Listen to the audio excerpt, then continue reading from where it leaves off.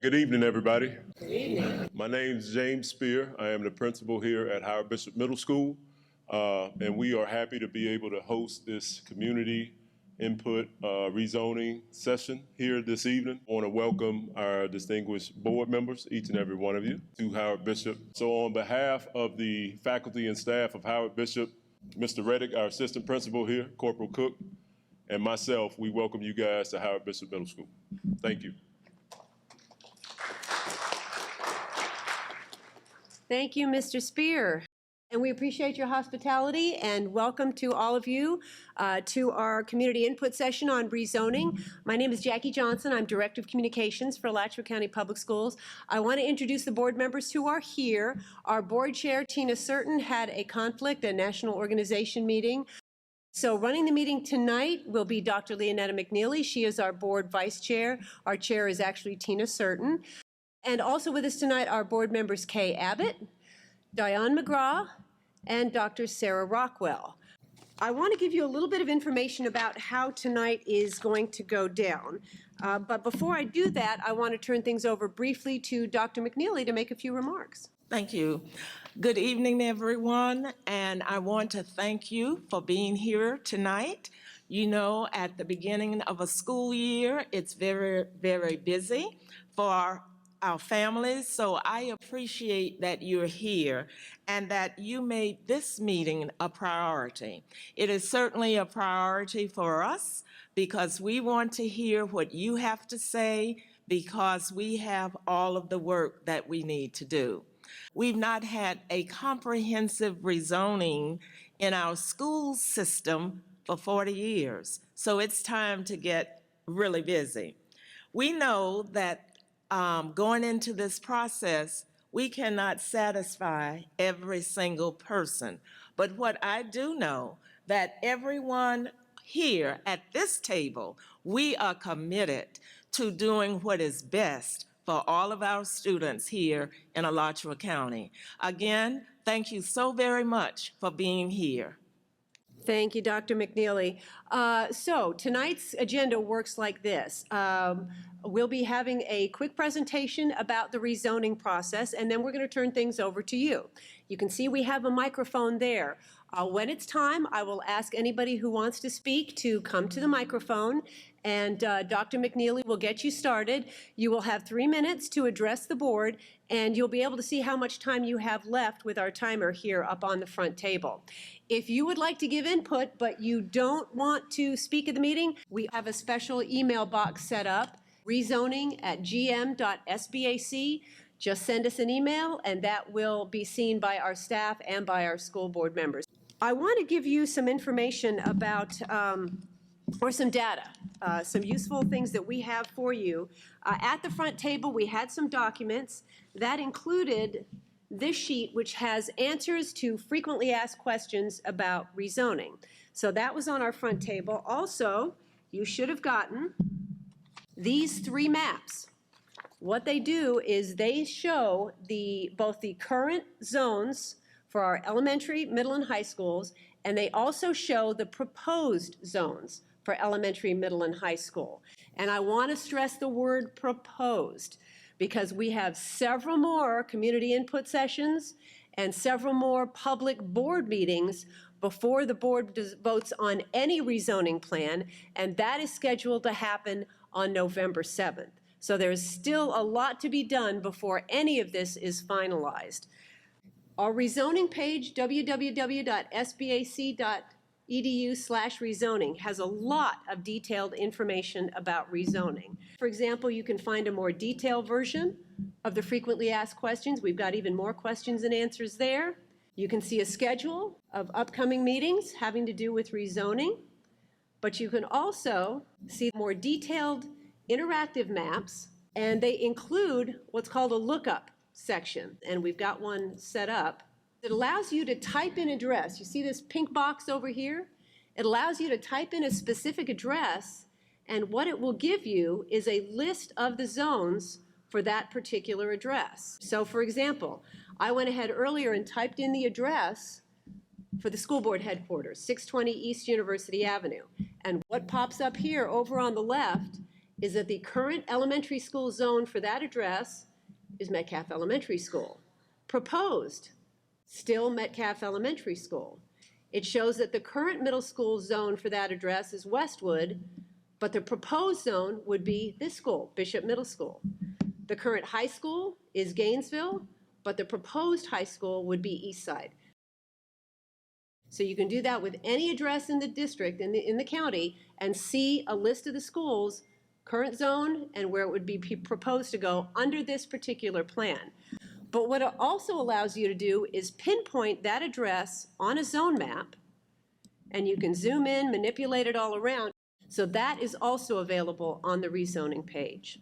Tonight's meeting is being recorded, and it will be posted on that same page as well. So if you want to see what's happened we had a meeting at Hawthorne a couple of nights ago. You can watch that meeting, and any future meetings. All the videos will be posted on that website, and they'll stay up on that website until the rezoning process is done. One last thing before we get started. We have a very brief survey that we're going to ask everybody to fill out before you leave tonight. You'll be able to fill out that survey on your phone. It's got a couple of key questions on there that the board would really like to have answers to from everybody who's here in the audience. And some of them will actually be able to show you what the results are as we ask each question. So if you'll give us another 10 minutes or so of your time, once we get through with all the public comments, we'll get that survey done. And if you don't want to do it on your phone or you can't do it on your phone, not a problem at all. Just raise your hand and we'll come around with clipboards that have hard copies of that same survey. So does anybody have any questions before I turn it over to Dr. Edwards for the presentation?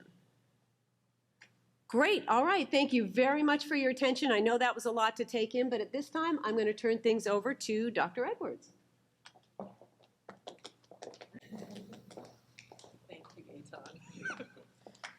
Good evening, everyone. Thank you, Ms. Johnson. We are going to talk a little bit about the same presentation that we had for the workshop, as well as on Tuesday evening. And so to each of our board members, we are going to be providing, as we move forward, numbers. And that's exactly where I've been coming from and have been working on for the last several hours or so.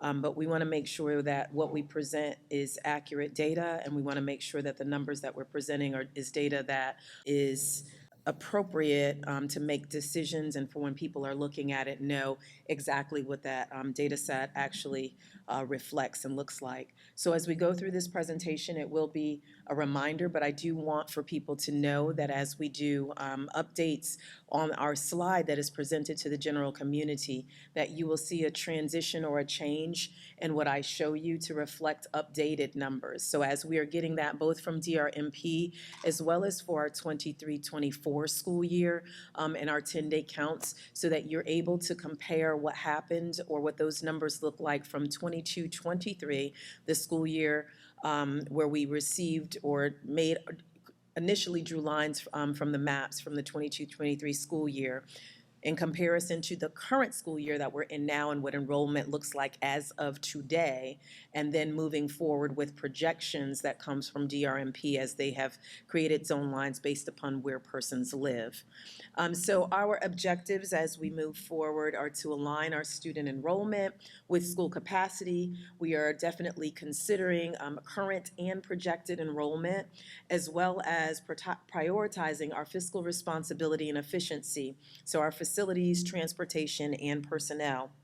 As we have looked at all data as it relates to comprehensive rezoning, there are some things that we wanted to take into consideration that have served as constraints, barriers that we have to consider, and those are the transportation challenges that we have throughout the district, where our bus routes, our satellite stops for magnets, number of children who are riding the bus, number of drivers that we need to hire, where are our walk zones for students, as well as hazard areas where students would have to cross roads. All of those challenges are taken into account, as well as our school capacity. So where are we able to have students attend school in terms of brick and mortar buildings versus having portables on site. And so we want to think about the financial cost of having additional portables on campuses, and then looking also at our magnet and program enrollment at schools,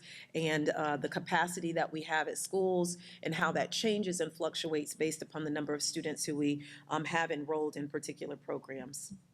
As we look at school capacity, the numbers that you see before you now at the elementary school level are really based upon, again, the data that was released on February 10th, 2023. So this is from last school year. And at the end of that Survey 3 FTE period, this data is what is reflected. And so as we look at the data and the outlines for each of that, we also will be providing and updating this, and you'll be able to make some comparisons right in the chart where we'll have our capacity of schools, the enrollment and the percentage enrolled, 22-23, and beside it, you will also see the 23-24 as of 8-24-23. So those comparisons will be there, and then you will also have beside that the current numbers. Again, they're going to be reflected upon February 2023 that DRMP has provided in order to make projections. And so that data is consistently being updated, and they're working on it. As of yesterday afternoon, the data set from this school year was shared with that agency so that we are able to develop maps that are coincide with current numbers. So you'll see our middle school enrollment. I didn't say it for elementary school, but of course you can look here and see that these are categorized or outlined with the highest percentage at the top, moving downward. And so Fort Clark, you'll see at the middle school level is at 110% capacity. We define our capacity or overcapacity at schools at being 90% or greater. So any of those schools that are at 90% or higher are schools that we really have to look at and see where we can make shifts in order to create balance in the district. As we do that, we have to think about what other additional construction projects might we have going on. We have to think about, what is happening in terms of growth. As people are looking at this, and we're looking at numbers, to note that we are taking into consideration the builds that are happening in neighborhoods and the projections for those as well. In high school, we have our schools where Buchholz is leading the charge with 124% enrollment, Newberry at 105, Gainesville High School at 94. And so definitely we know that there is a lot of students on some of our campuses, whereas there's lots of room for students on other campuses. And that is what we're trying to create, is a greater place of balance across the district, across schools. So the zone maps, Jackie has described already for you, but there will be zone maps for each level. Here is just more or less a flattened map that you can see where the shaded area reflects the actual zone lines for 24-25, wherein the black borders are the current zone lines. And so we will have a map here for elementary proposed zones, as well as middle school, and then of course high school. Those proposals are shared, but the interactive map matches this.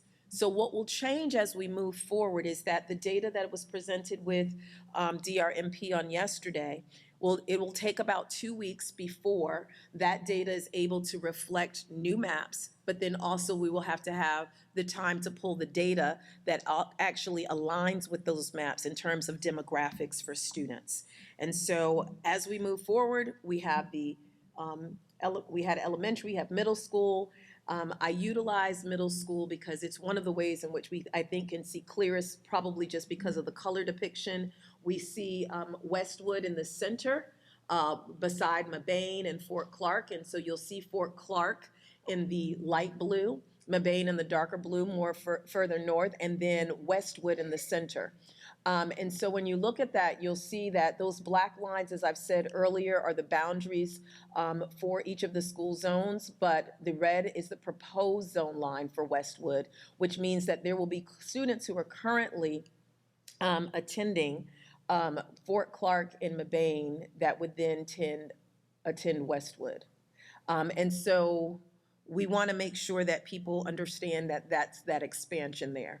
As we continue to move forward, we want to make sure that we are looking at the considerations of the district, revitalized facilities such as Littlewood coming back, what we say coming back online, but reopening in 25-26 with increased seat counts at their school. I also noted on Tuesday and would like to reiterate that we do realize that in the current maps that were just shown, and I should have shared this on the elementary one, we realize that the line for Littlewood is incorrectly drawn. And so it appears right now that Littlewood would be over capacity in the rezoning, but that line will need to shift. And so those corrections have actually already been made and will be reflected in the updated maps. Also, we want to look at other revitalized facilities such as Westwood that will be coming reopening in next school year, 24-25.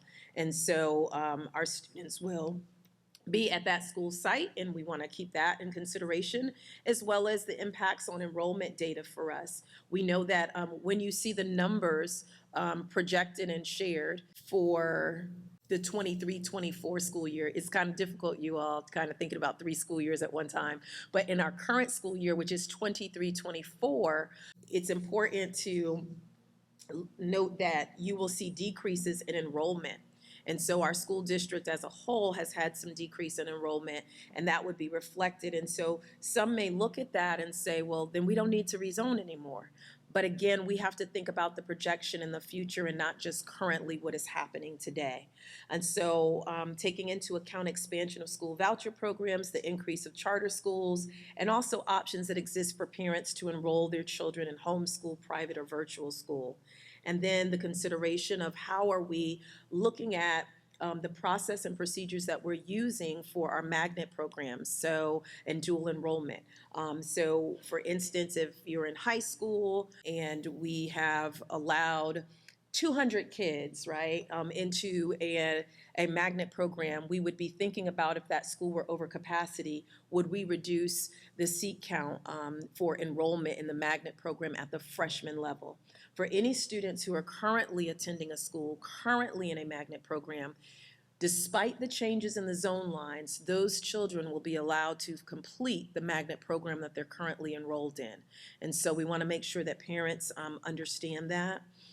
And so we are looking at a lot of the procedures that we're using. Another, for instance, would be students who are in a magnet program at a school and they withdraw from the magnet. They should be returning to their zone school. And so making sure that we look at that to keep kind of the spaces just balanced across the board, and that we're aligning with actually the rules that have been set forth for our programs and attendance at our various schools. So as we revisit the objectives and our anticipated outcomes, the first goal that we have is to make sure that we have enrollment that is balanced across our district, that we're looking at school capacity, that we're utilizing our buildings to the best of our ability as we think about the actual financial impact of what we're doing and acting fiscally responsible, and making sure that we are efficient in our process. So we are keeping in consideration, again, active developments as well as facility transportation and personnel. Finally, I just want to conclude with some sessions that we're having moving forward, as we were at Hawthorne a couple of days ago and now here today at Howard Bishop. As we move forward, next week we'll be at Santa Fe High School and Kanapaha. And then in October, we'll be in the SWAG area, the Family Resource Center, Newberry High School, and GHS. And then significantly for everyone is our school board meeting dates. Our first hearing or reading is on September 19th at 6 p.m. at the school board meeting. October 17th, we will have a public hearing, an opportunity to hear from individuals in the community. And then on the 7th of November will be the second reading and the time at which we would be asking for board members to vote upon the comprehensive rezone lines that we have presented. And so at this time, I'm going to turn it back over to Jackie. Thank you. Thank you, Dr. Edwards. Okay, we are going to be turning it over to you now. As I said, you'll have 3 minutes with the board. I'll be keeping a timer here, so you'll be able to tell how much time you have left. All of us are going to stay after the meeting, so if you have individual questions that you want to ask, we'll be here for that as well. So at this time, I'd like to invite anybody who wants to speak to come on up to the microphone and be recognized by Dr. McNeely. My name is Monica Frazier, and diversity matters. I am concerned about the lack of the diversity in the new zoning maps. I totally understand the current financial challenges of the district as well as the transportation challenges, and hopefully the financial challenges will go away in the next couple of budget cycles. However, these zones will likely be in place for the next 20 years. I heard Dr. McNeely said this hasn't been done in 40. Hopefully it won't take that long again, but we need to be realistic that these are kind of permanent things that we're about to put in place. So given the past history of our district and our nation in general, whenever there is a large population of non-white students in schools, those schools get less resources, meaning they have less certified teachers, they have the worst facilities, it takes longer to give improvements, and all of this impacts student achievement. And I fear that these new maps will continue to contribute to the achievement gap that we already have and set us back as we're trying to overcome that. And also for the good of our community, we need our schools to have diversity. You should go to people who look like everybody, not just a monolith.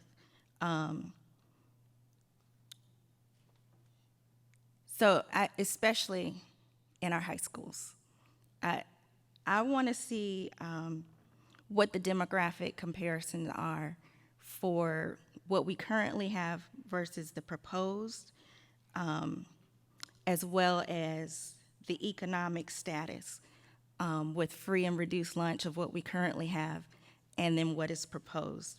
Because what I don't want to see is more concentration of poverty, and that's exactly what it looks like that we're doing, especially to Eastside, and also probably Lincoln Middle School.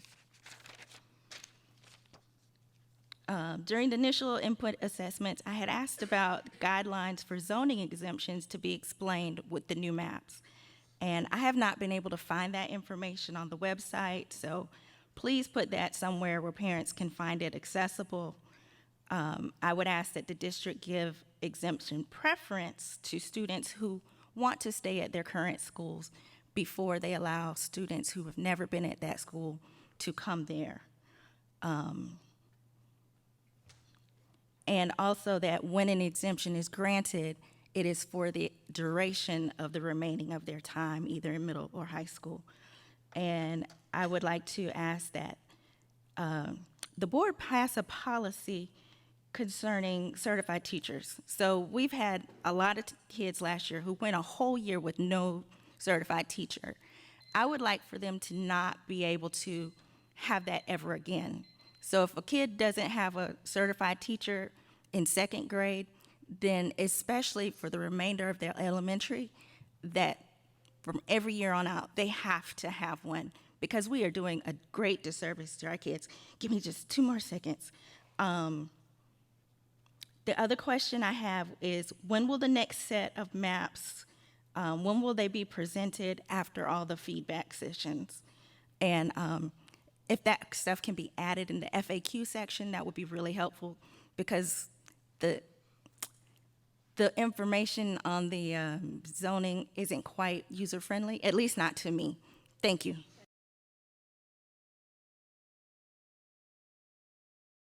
My name is Tina Days, and I have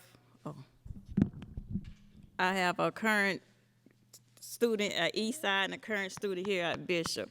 I'm concerned about the Eastside schools. I really see this. This is not a school board problem. It's a county and city problem, because they keep agreeing to development over to the west side. That's where all the overcrowded schools at. It's not here on the east side.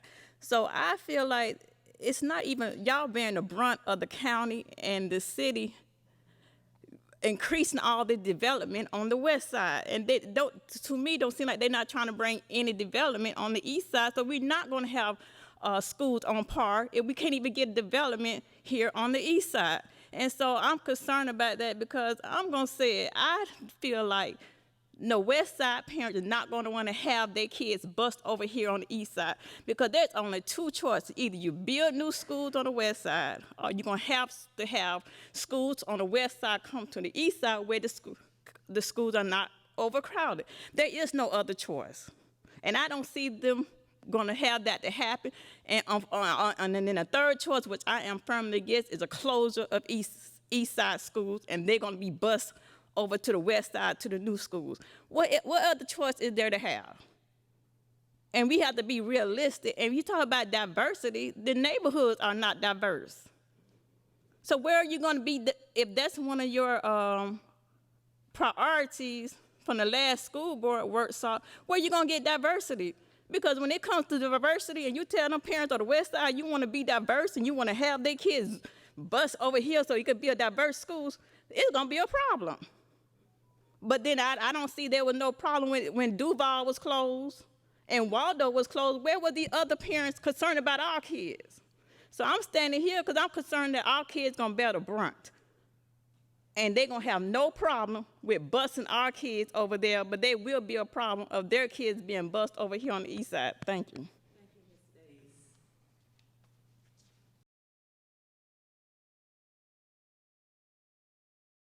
My name's Mike Smith. I have 2 children currently zoned for Parker. One of them is attending this year, and the next one will be attending next year, hopefully.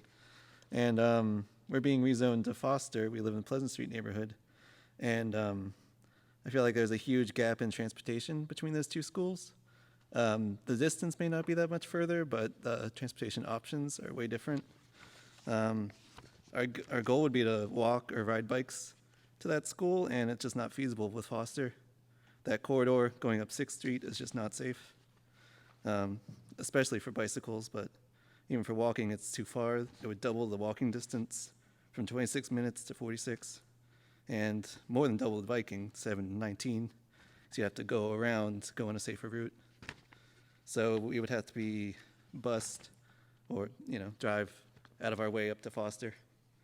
And so transportation is my biggest concern with that redistricting, that little section. And then also with diversity, it'd be a disservice to Parker to take away our neighborhood, I think, from their zoning and add another part of the university area to Parker. And that covers most of my concerns. Thank you. Thank you, Mr. Smith.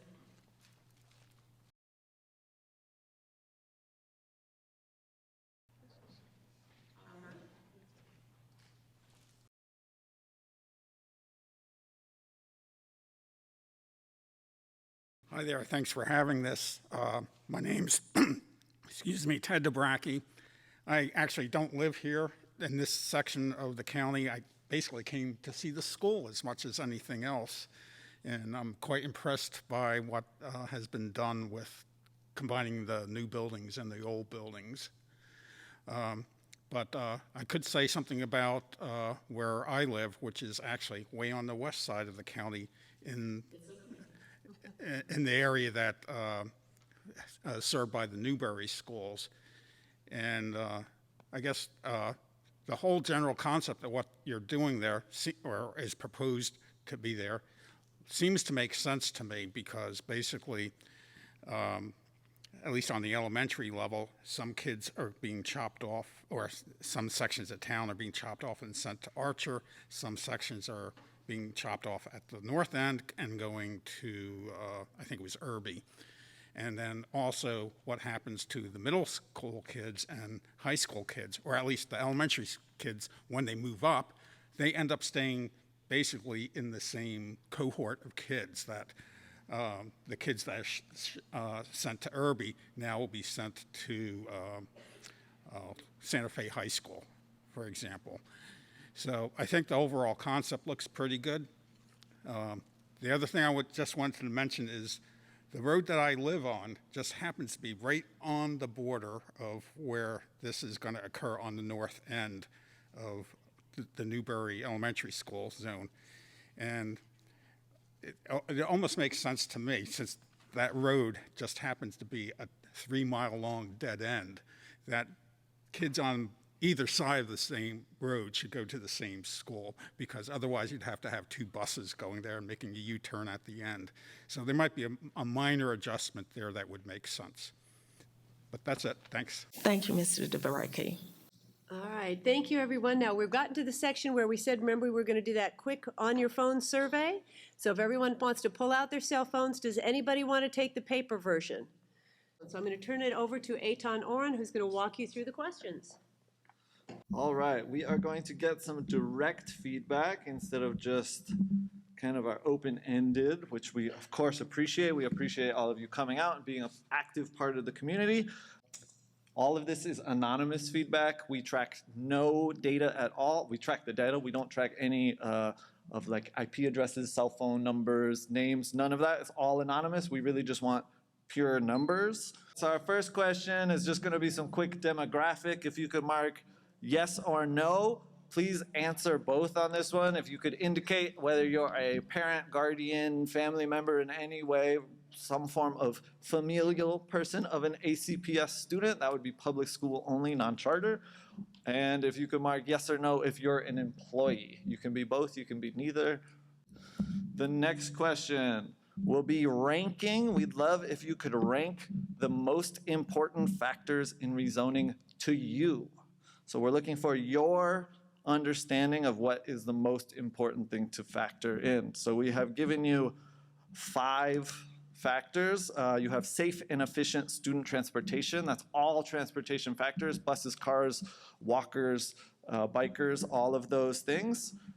School district financial costs, that is any cost associated with running schools and running the district.